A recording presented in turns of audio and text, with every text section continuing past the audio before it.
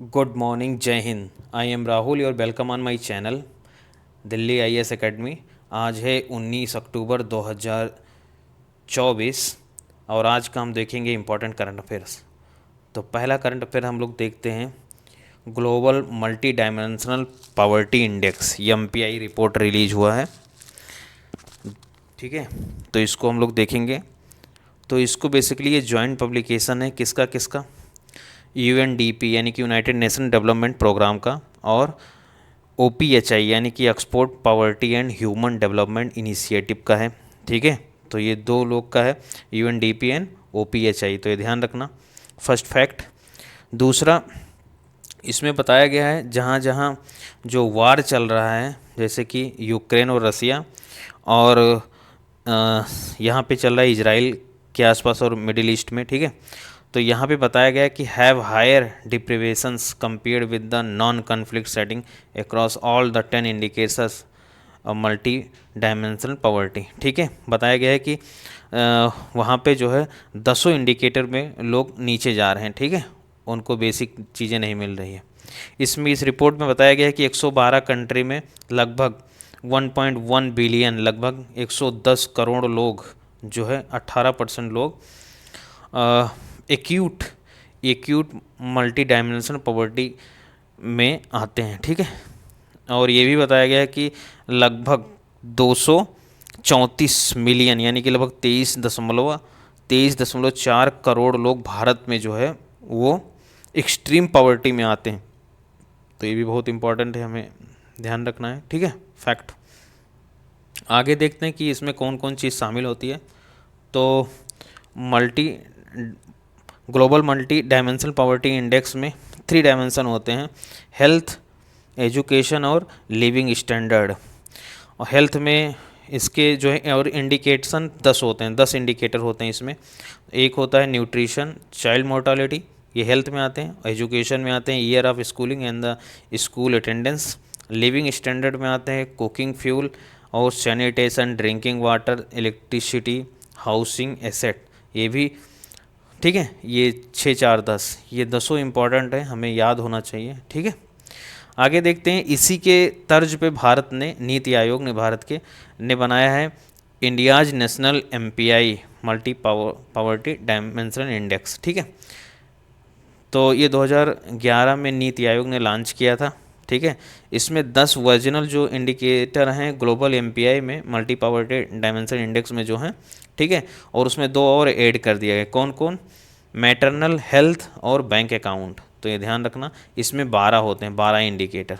ठीक है, इंडिया वाले में, और उसको नीति आयोग जारी करती है। सेकंड पे चलते हैं। सेकंड करंट अफेयर जो है मॉरिटानिया न्यूज़ में बना हुआ है, क्योंकि यहाँ पे अपनी प्रेसिडेंट मुर्मू विजिट की हैं। ठीक है, तो इसके बारे में देखते हैं। इसकी नॉक्सॉट इसकी कैपिटल है। इसके हम लोकेशन देखते हैं मैप में। तो ये हम बना रहे हैं मैप, अफ्रीका का मैप बना रहे हैं, और मैं बताऊंगा कि कहाँ पे है ये कंट्री बेसिकली यहाँ पे है। ये ऐसे बॉर्डर से, अटलांटिक ओशियन से इसका बॉर्डर लगता है। ठीक है, ये है मॉरिटानिया। ठीक है, इसके इधर में है अल्जीरिया।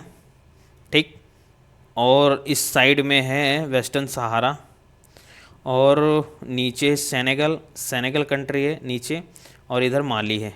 ठीक है, तो इससे बॉर्डर लगती है वेस्टर्न सहारा, ये हुआ वेस्टर्न सहारा, अल्जीरिया, ये हुआ अल्जीरिया। ठीक है, और माली, ये नीचे इसके माली है, सेनेगल, सेनेगल यहाँ पे है। ठीक है, और अटलांटिक ओशियन इसके वेस्ट में है। ठीक है, तो ये हमें ध्यान रखना है कि मॉरिटानिया कहाँ पे है, तो ये वेस्ट अफ्रीकन कंट्री है। ठीक, आगे बढ़ते हैं थर्ड करंट अफेयर्स पे, और इसके बारे में थोड़ा जान लेते हैं। फ्रेंच कॉलोनी था बेसिकली। ठीक है, और इसे 1960 में आज़ादी मिली, किसको, मॉरिटानिया को।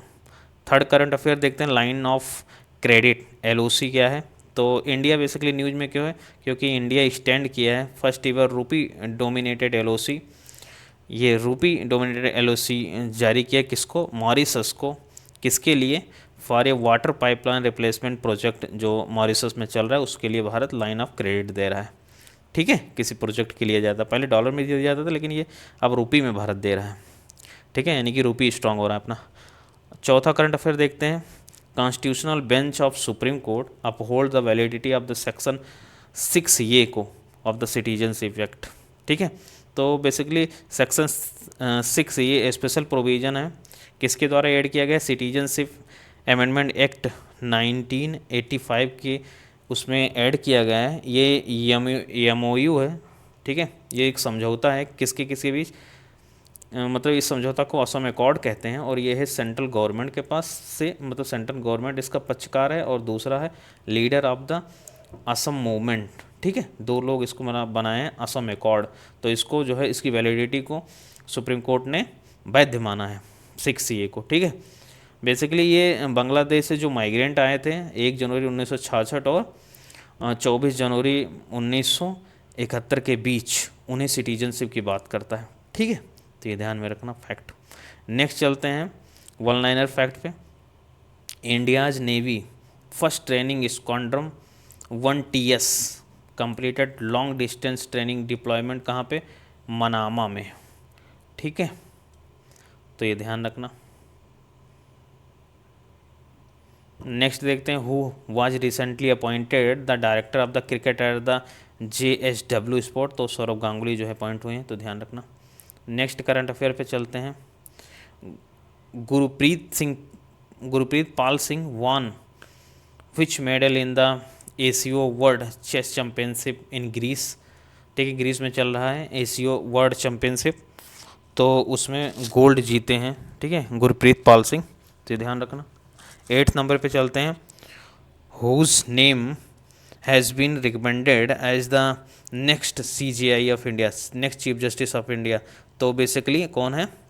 Justice Sanjay Khanna.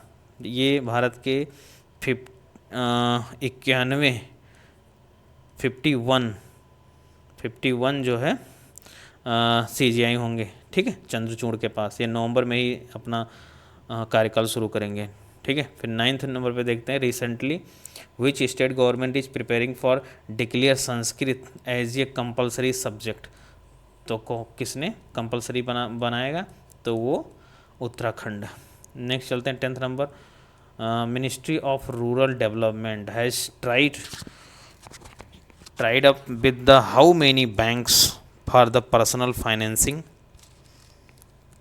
For the high scale enterprises, तो वो 10 बैंक के साथ किसने समझौता किया है? Ministry of the rural development. Last current affair देखते हैं। Recently which Indian batsman completed the 9000 test run, तो विराट कोहली ने कंप्लीट किया है। ठीक है, then thank you very much. फिर नेक्स्ट मिलते हैं 20 अक्टूबर के करंट अफेयर में। Then thank you very much.